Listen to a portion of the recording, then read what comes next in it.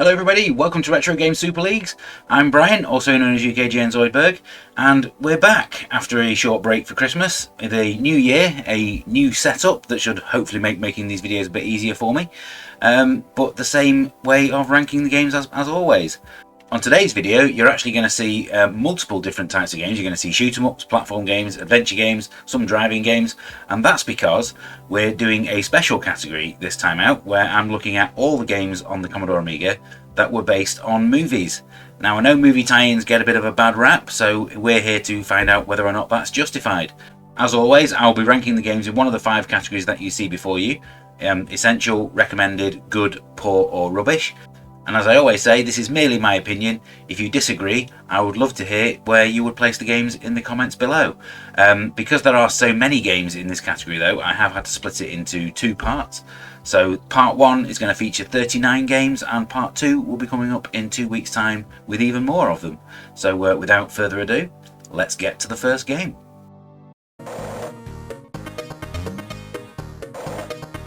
So kicking off the list, we have the Addams Family, which came out in 1992 from Ocean Software.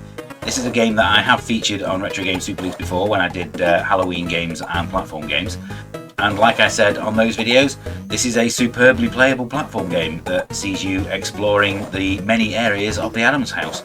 As far as the plot of the movie is concerned, the game doesn't really go anywhere near it, and instead just concentrates on being a great game instead.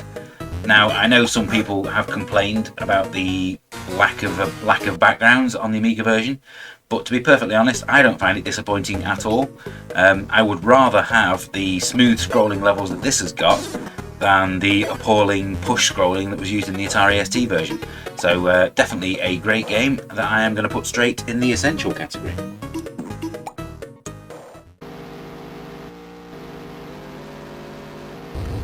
Next up, we have Akira, which came out in 1993, developed and published by ICE.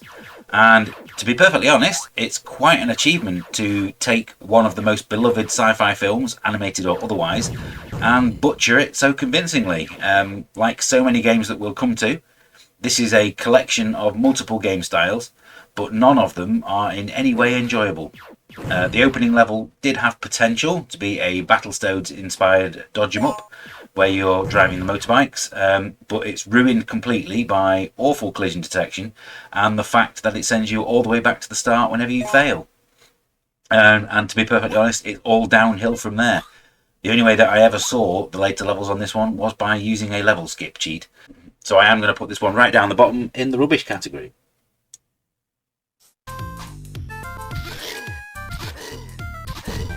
Next up, we have Aladdin, which came out in 1994 from Disney Interactive, and this is based on the game that also came out on Mega Drive. It perfectly captures the look and feel of the film that it's based on, with some superb animation and a cracking soundtrack, all courtesy of the close collaboration with Disney. I think I do prefer the SNES game that was made by Capcom, but as far as I'm concerned, this is still an excellent game in its own right, and it benefits greatly from the fact that it supports 2-button joystick, because with a single button joystick the controls can be quite cumbersome. So I'm going to stick this one in the recommended category.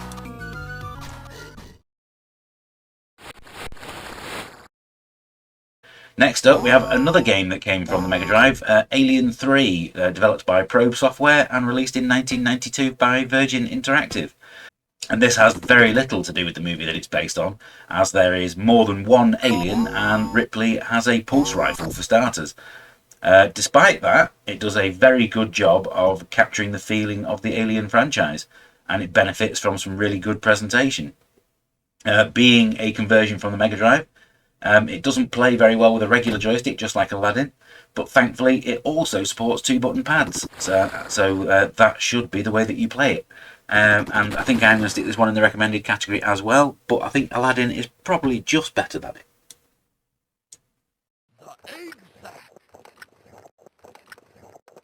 Next up, we come to Arachnophobia, released in 1991 by Titus Software and developed by Blue Sky Software. And it does actually seem like some actual thought and effort went into this game, seeing as you control the movie's best character, namely John Goodman's pest exterminator. Killing spiders is also incredibly cathartic, especially if you are somebody who doesn't like the eight-legged freaks. What drags the game down a little is the lack of variety between the levels, as once you've cleared one house of all the pests, the next one will look pretty much identical. But I did find this to be a surprisingly enjoyable game, and I think this is going to be the first one that goes in the good category.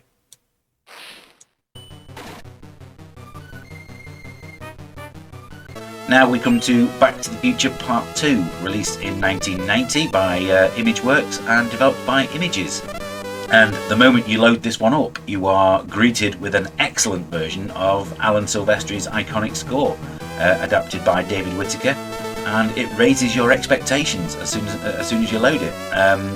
Unfortunately, they're suddenly dashed when you start playing, as the game itself is a bizarre mix of side-scrolling beat-em-up and Paperboy-inspired hoverboard arcade game, but neither element really works that well. And it's all scuppered by some really unresponsive controls and bad collision detection, and that for me relegates this one into the poor category.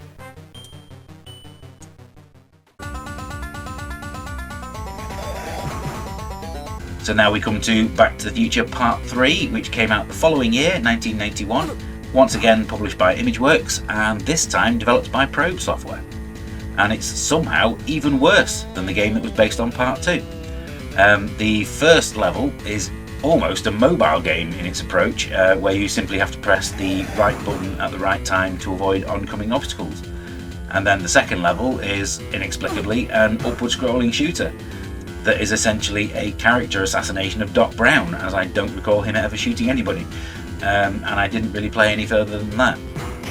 On the main menu, it gives you the option to practice a couple of mini games, which is almost like the game admitting defeat and that most players would never see them otherwise. It's just awful, so this is going to go in the poor category as well. In fact, no, I'm going to put this one in the rubbish, but it's definitely better than Akira.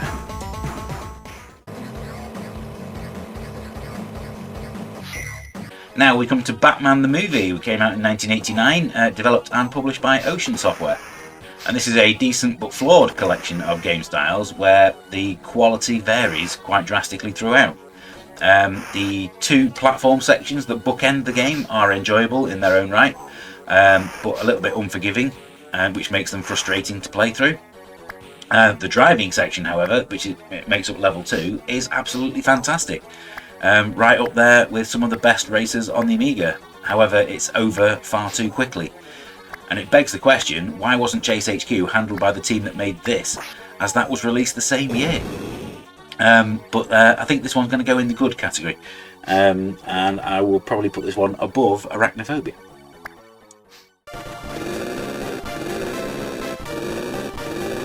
Now we have Batman Returns, which came out in 1993, developed by Denton Designs and published by GameTech or Konami, depending on which country you live in.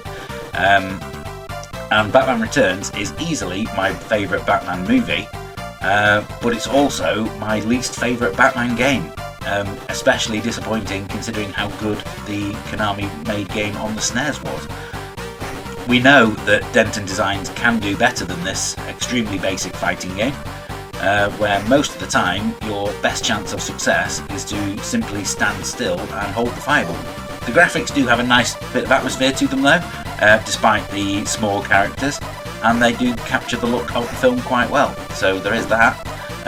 But I don't think I can put this one any higher than the poor category either, but I am going to put it above Back to the Future.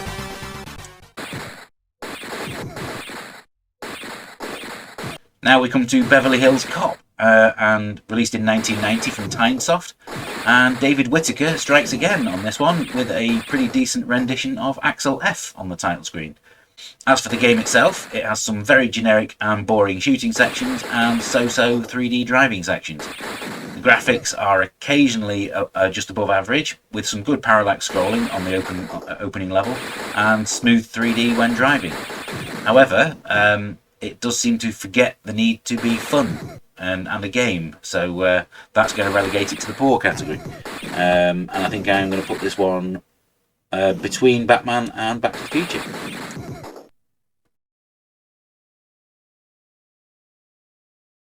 Next up is Bill and Ted's Excellent Adventure, released in 1991, published by Capstone and developed by Off the Wall Productions. And this is a neat time-travelling adventure game where the title characters move together as one at all times, and you must solve some very basic puzzles in each time period. I found it disappointing that in each time period there is literally only 1 or 2 locations that you can visit, as I would have liked to explore them a little bit more. I did quite like how the game looked. I mean, the graphics are quite nice throughout, and there's plenty of sampled speech from the movie. But everything is all over far too quickly for my liking, and it definitely won't satisfy anyone who is a seasoned adventure gamer. So I think I'm going to put this one at the bottom of the good category.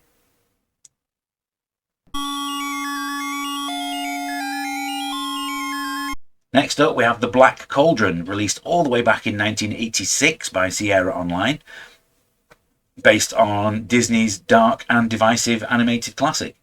It's a game that really has not aged very well at all, especially in the visuals at stake. It simply looks appalling today, but it was probably okay in 1986, and it's hampered by a very cumbersome control interface that makes something as simple as using an object incredibly complicated. However, if you can see past the presentation, it's an okay adventure game.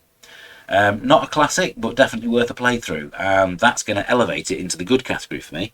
And I think I'm going to put this one above Bill and Ted's Excellent Adventure.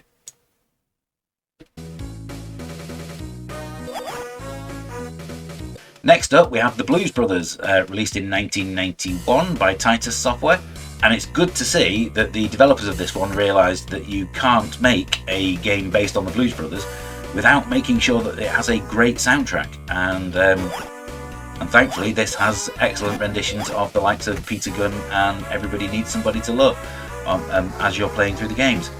The music essentially makes what would have otherwise been a pretty standard platform game hugely enjoyable. The gameplay is very similar to Titus the Fox and also just as frustrating in places. The level design isn't perfect, but it's never less than enjoyable. The main problem is that the opening level is probably the worst one in the game, as it does get better the more you play it. And I think I'm going to put this one in the recommended category, and I'm going to put it above Aladdin.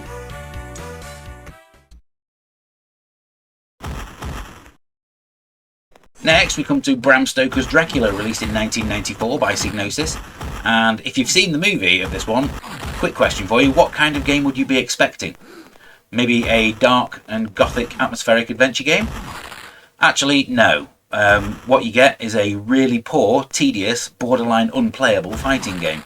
The film is remembered for its stylish visuals, but none of that has been captured here. Instead, it's very drab, brown and ugly. Never mind just this list, this is easily for me one of the worst games on the Amiga, and I'm going to put it right down at the bottom of the rubbish category.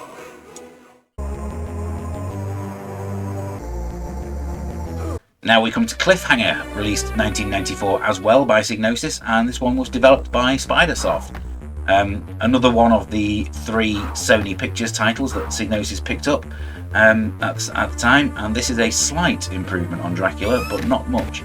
I suppose a platform game based on the Stallone action movie does actually make sense, but this is so basic that it looks like something that was released 5 years earlier.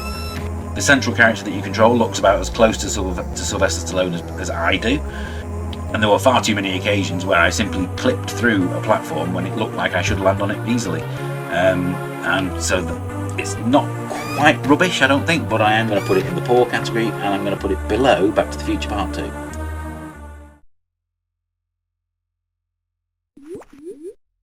Next up we have Cool World, which came out in 1992 from Ocean Software and developed by Twilight.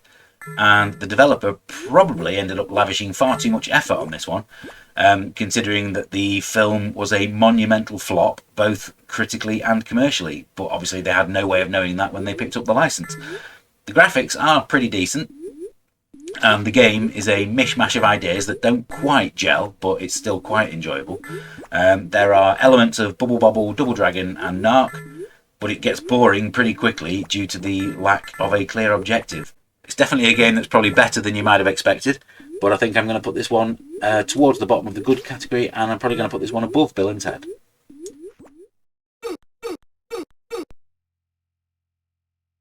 Next up we have Darkman, released in 1991 by Ocean Software and developed by Mick West, the same guy who did the conversion of Parasol Stars. And basically he has adapted Sam Raimi's cult classic comic book movie and turned it into a game that's half scrolling brawler and half platform game, where neither element works. Between the levels there is a photography mini-game that feels almost impossible to win. Probably the only thing that stops this game from being forgettable is the fact that it's probably the only game that I can think of where you control Liam Neeson, so I suppose that's something. But this is going to go in the poor category. And I think I would probably rather play Batman, so I'm going to put it just below that one and above Beverly Hills Cop.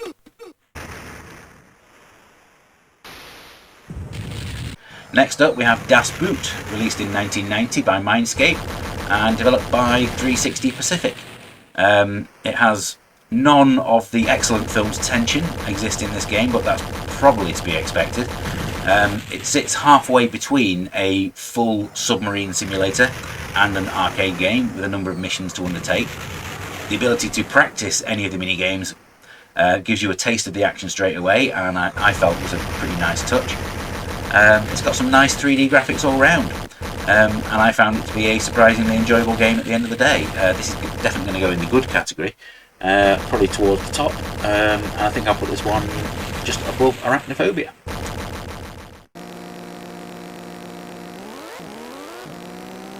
Now we come to Days of Thunder, released in 1990, developed by Creative Materials and published by Mindscape. This is one of the games that came bundled with my Amiga when I first got one, as it was part of the Screen Gems pack. And I can remember being disappointed with it even back then. Considering that this came out the same year as Indianapolis 500, there's simply so much more that Creative Materials could have done with the license. The 3D graphics in this one are really slow and jerky, and even when you set them to low detail, and the controls just feel very stiff. It's simply no fun to drive around the circuits on this one at all. It does, however, have a really good version of the Hans Zimmer score on the title screen. This is going to go in the poor category, and I think I'm going to put this one just below Beverly Hills Cop.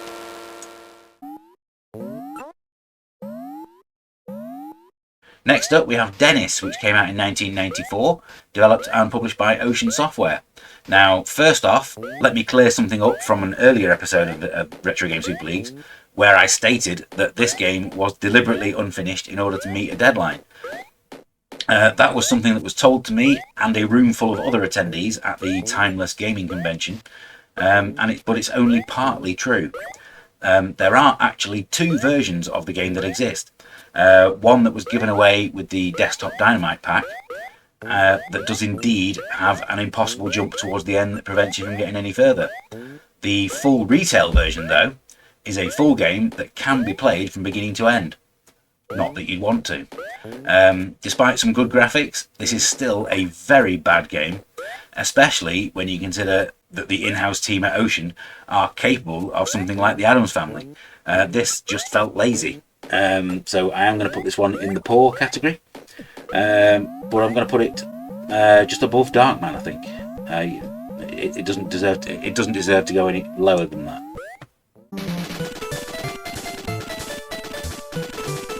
Next, we come to two films based on the Dick Tracy movie that came out in 1990. The first one, developed by Titus Software. And this is the reason why, when it was announced that Titus were working on the Blues Brothers, I shuddered a little, because this is the kind of game that they would usually end up coming up with. It's a truly awful run and gun shooter that does manage to capture the look of the film, but then ruins it completely with some truly horrendous jerky movement. I also found it to be nigh on impossible to get anywhere in the game, as you run out of bullets far too quickly and you don't seem to be able to avoid enemy fire in any way. So let's just forget that this game exists and stick it down in the rubbish category, and I am going to put it just above Akira.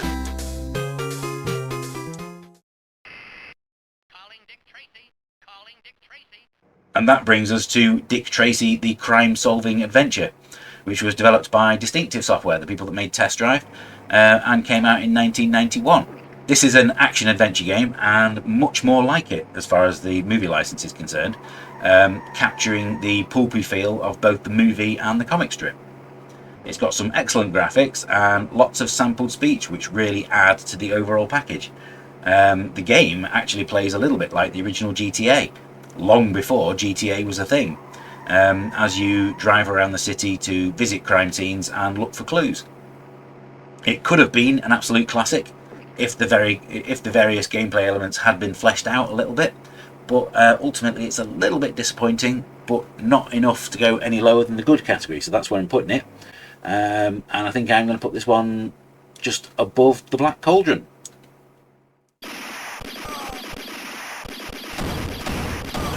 Now we come to Die Hard 2, released in 1992, published by Grand Slam, and apparently developed by Teartex, according to the Hall of Light website.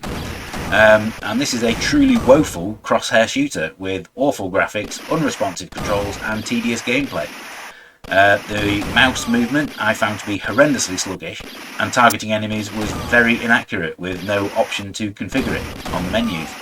It ultimately becomes a test of memory, as you have to remember which enemies drop health packs, otherwise you've got no chance of getting through the levels. If you were fortunate enough to own a light gun controller, then this game did support them, but that didn't really improve it in any way. And this one's going to go right down in the rubbish category as well. And I think I'm going to put this one just above Dick Tracy.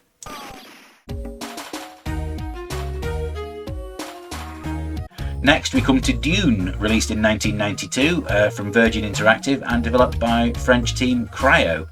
This is an excellent in-depth adventure game with strategic elements. All of the backgrounds and characters are taken straight from the David Lynch movie, so that's what qualifies it for this list. Although the story here is pretty linear, you're given the freedom to explore the world at your own pace, and that helps you to feel really immersed in it. It's probably been forgotten a little bit because of how good the second game was, which is coming up in a second, but I found this one to be definitely well worth playing, and it looks great. So this one is going to be the next game to go in the recommended category, and I think I'm going to put this one above Alien 3. Yes, sir. Acknowledged. And that brings us to Dune 2, The Battle for Arrakis, which I was in two minds as to whether or not I should include, but I ultimately decided that I'm going to, as, like the previous game, this one owes more than a little debt to the film's production design in how it looks and the costumes that the characters wear. Yes, sir. You can definitely see the beginnings of what was to become Command & Conquer from the same developer in the way that the construction and combat loop works in the game. Playing it today, it can be a little bit fiddly, but that doesn't take away from how easy it is to lose yourself in this one for hours at a time without even really thinking about it. So that's going to make this the second game to go in the essential category, and I think I am going to put this one above the Addams Family.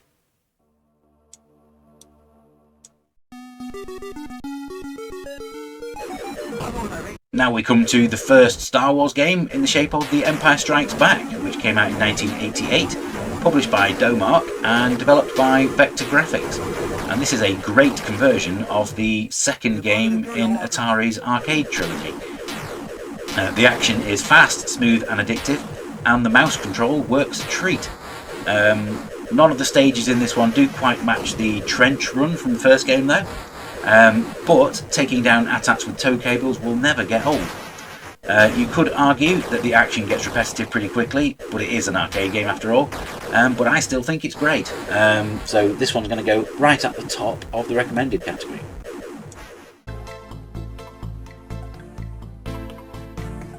Next up is Fantastic Voyage, which came out in 1991 from Centaur Software. When I think back to watching the movie of this one, I will never forget Donald Pleasance being crushed to death in the movie by white blood cells. Sadly, the game has nothing quite so memorable about it. As you fly the miniature submarine through the levels, there are some quite nice graphical and lighting effects. Unfortunately, the attack waves of the enemies and the controls are a little bit uninspired, and so the game gets pretty boring quite quickly, which is a shame because it does a really great concept, so it could have been so much better. I don't think it's quite bad enough to be relegated to the poor category though, so I am going to put this one in good, and I think I'm going to put this one just above Cool World.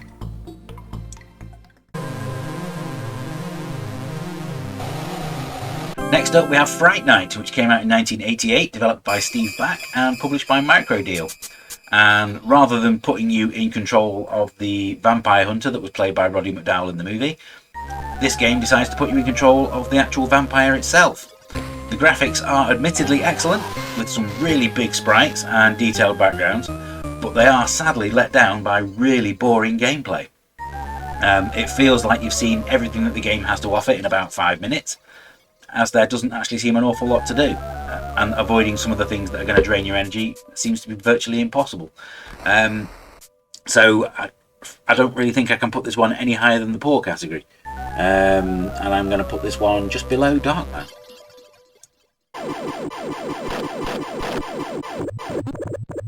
Next up we have Ghostbusters II, which came out in 1990, published by Activision and developed by Forcefield. I can still vividly remember playing the Commodore 64 game based on the first film for hours and hours at a time. So I can remember that I was really looking forward to this one back in 1989. However, I had those hopes completely dashed. The opening level of this one, where you are being lowered into the New York sewers, I found to be so difficult and cumbersome that I find it hard to believe if anyone actually saw past it without using a cheat code. It's a bit of a shame though, as the second level is a really goofy and enjoyable shooter where the Statue of Liberty is walking along the street. A level that's honestly pretty unique, if a little brief. Not enough to see this game go any higher than the poor category though. So where do I put it on? I'm going to put this one just above Days of Thunder.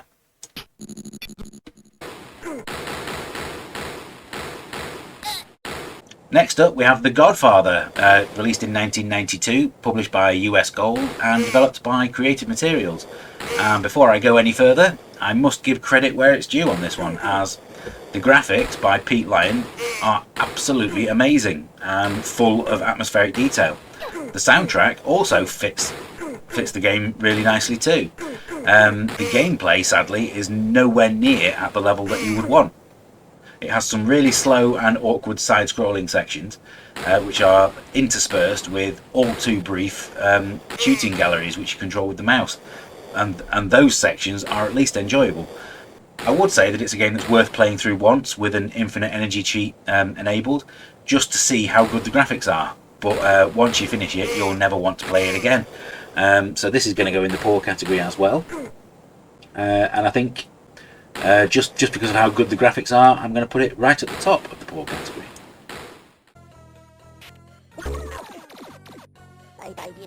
Next up we have Gremlins 2 The New Batch, released in 1990, published by Elite and developed by Motive Time. And the presentation in this one is absolutely spot on, with some really great cartoon style graphics, complemented by some really good sound effects and an excellent rendition of the movie's theme tune. It would be brilliant if it wasn't for the absolutely insane difficulty though. You're never given a moment's respite to think about what you're doing, as there's a constant onslaught of gremlins from all sides. If you do manage to get to them, the power-ups do feature a good selection of weapons though, although I did find that the Rambo gizmo doesn't appear anywhere near often enough. So unfortunately, because of the difficulty, I don't think I can put this one too high up the list. So I'm going to put this one in the good category, and I think I'm going to put this one just below Arachnophobia.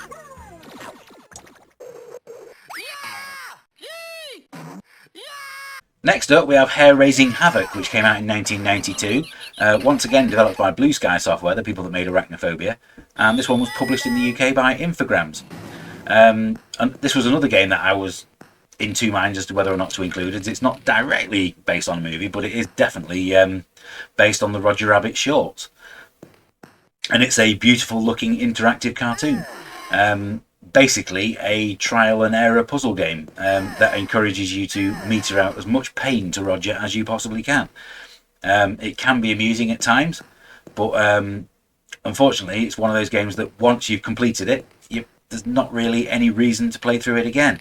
I mean, it looks fantastic, so if you are a fan of the cartoons, definitely play this one.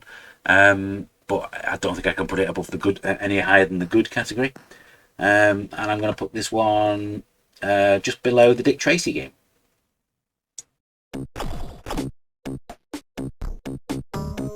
Next up we have Home Alone, which came out in 1991 and was the subject of my Christmas re-review that I released back in December that not enough people have watched, so go and watch that one. This was published by Capstone and developed by Manley & Associates. This is a very short game where you simply set up traps around the house and then try to guide the burglars into them. If you fail, you have to start again from the setup stage.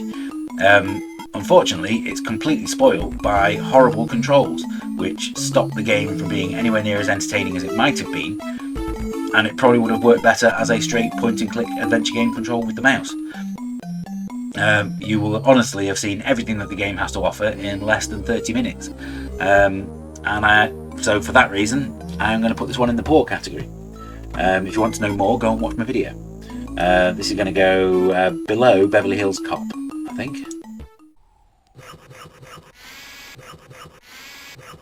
Next up we have Hook, which came out in 1992, developed and published by Ocean Software, and this is a great looking and enjoyable point and click adventure game that's very clearly inspired by the Monkey Island series. Unfortunately, once you get past the first section of the game set in the pirate town, it ends up feeling woefully underdeveloped, and it all ends with a bit of a whimper instead of a bang. As a game based on a movie, it's really great. As an adventure game, it's very disappointing. With a longer adventure and more puzzles, we could have been talking about a classic. So I think I'm going to put this one in the good category, but no higher than that. But it's going to go towards the top. I think I'm going to put this one just below Batman.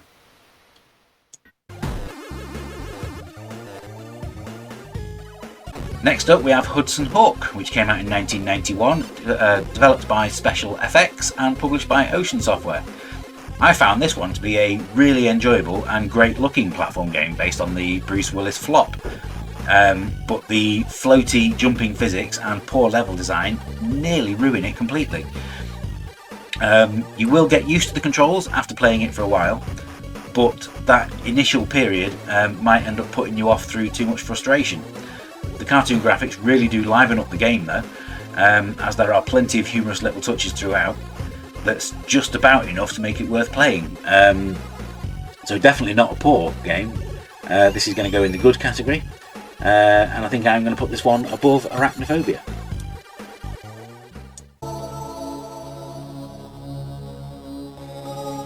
Next up we have The Hunt for Red October, released in 1990, published by Grand Slam and developed by Audio Visual Magic. This is actually the second Amiga game based on the Tom Clancy story, but this is the only one that's actually based on the movie adaptation. And it's a side-scrolling underwater submarine shooter, which is a genre that can be good if done right. I mean, just look at Irem's In the Hunt or Crossout. But sadly, this is not one of them. The levels are simply far too narrow, and there's no room to manoeuvre whatsoever. My first few plays of this one lasted mere seconds, and it nearly stopped me from playing it anymore. The graphics are quite reasonable, I suppose, but there are no sound effects whatsoever, just a bland piece of music playing throughout. So this one is going to be in the poor category, probably towards the bottom, I think. So I'm going to put this one just above Days of Thunder.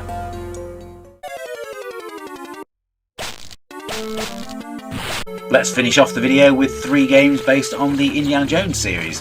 So first up, Indiana Jones and the Temple of Doom, released in 1989, published by Mindscape and developed by Level Systems. And this is a shockingly poor conversion of the Atari arcade game, that doesn't even manage to be as good as the Spectrum version was in any way. It's got some truly horrendous visuals, terrible controls, and some of the worst scrolling that I've ever seen. If you were a fan of the arcade game this is based on, then you might be able to just about see some of that in here. But to be perfectly honest, I hope that I never have to play this game again, and it's going to go right down in the rubbish category. And I think only Dracula is worse, so I'm going to put it just above that one.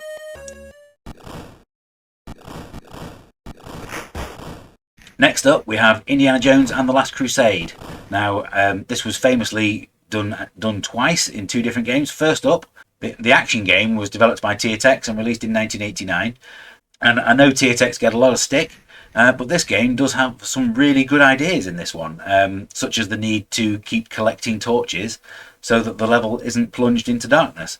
The graphics are above the usual tier text standard as well. Unfortunately though, the gameplay is just far too slow and jerky.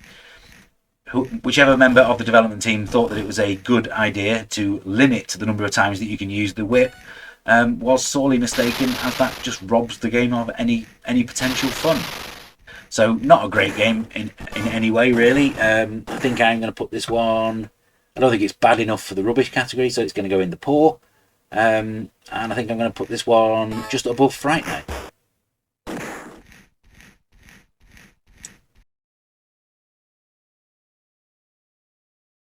And so for the final game, we have Indiana Jones and the Last Crusade, the graphic adventure. This is one of the earlier games developed by LucasArts using the SCUM system. And to that end, it feels a little bit clunkier than what it was in later releases. But that doesn't stop this from being an excellent game in its own right. It's got an excellent script, fantastic puzzles. It follows the film's plot pretty closely, but not enough to make it boring, as there are enough deviations from the plot to provide satisfying puzzles that keep you invested. Whether you've seen the film once or 100 times, you absolutely should be playing this game if you haven't done already. And that's going to put it in the essential category, and I think I'll put it between the two games that are in there already. So there you go, that's the first 39 games based on movies that I have played on the Amiga. I hope you've enjoyed watching this video, and I hope you haven't disagreed with where I've placed any of these games too much. If you have, please do let me know where you would have placed them in the comments. I will be back in 2 weeks' time to continue this list, starting from J and making my way to the end of the alphabet.